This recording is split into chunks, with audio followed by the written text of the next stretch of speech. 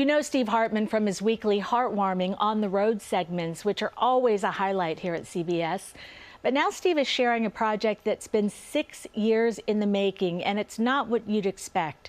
If you're familiar with Steve and his work, you know how much it truly means for him to say this is the most important story he's ever told.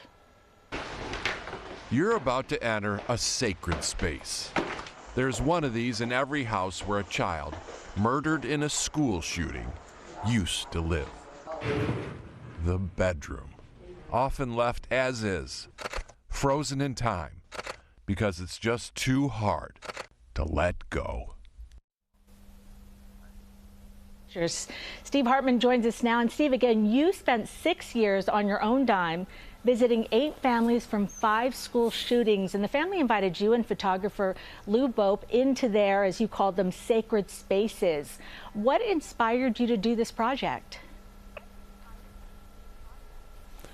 Well, I'd covered many school shootings, and at some point it just felt like America was moving on quicker and quicker after each one, and we were forgetting the schools, we were certainly forgetting the victims, and it was like the country had grown numb, and that really bothered me to the point where, you know, I normally do feel-good feature stories, and I knew CBS wasn't going to greenlight me doing a project like this, so I just set out on my own time and did this in an effort to shake the country out of that numbness. And I thought, you know, if people could stand in the bedrooms like those parents have to after coming home learning their child was killed in a school shooting, if everybody could stand there, maybe that would be the thing that would do it.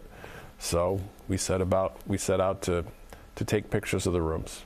And you traveled the country for this. Tell us about where you went and what did parents share with you? We went to Sandy Hook, Parkland, Uvalde, Nashville, and Saugus High School in Santa Clarita. And the parents, you know, let us in for a variety of different reasons. Some wanted people to remember who their child was, and others wanted that loss to stand for something, to bring about some kind of change.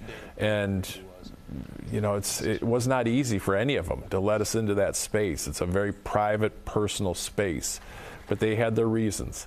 And again, I think the biggest one was the same reason that I had for, you know, putting my time into this. It's just like, let's get people to care again. Before we start talking about more guns or less guns or mental health, let's just restore some empathy. That is so true. And your team photographed roughly 10,000 images. What are some of the most powerful things captured, and what did they tell you about who these kids were?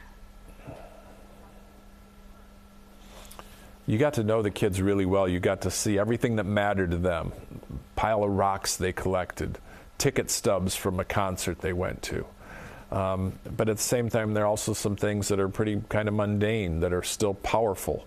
The outfit laid out to wear the next day, still hanging on the rack. For me, one of the most chilling ones was a toothpaste tube. The cap was still open because the kid thought they'd come back. They're hard to look at, but I think people need to see these. No, I agree. How can viewers see this work? The easiest way is to go to cbsnews.com/rooms. And there we have an interactive page where people can actually click through and sort of digitally walk through the rooms. And as I say, it's not going to be easy, but I think, you know, if we want to restore empathy in this nation, this is a good place to start. Steve, it is so powerful what you're doing, and I just want to say thank you. I've been a huge fan of yours through the feature work that you do, and to see this is going to be incredible. Thank you very much. Thank you. To see Steve Hartman's full story and the powerful images documented, head to cbsnews.com/rooms.